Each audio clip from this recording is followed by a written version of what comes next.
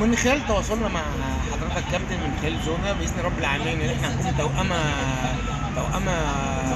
نكمل بعض في خلال كرة القدم النسائية، ادخال عنصر نسائي في كرة نسائية في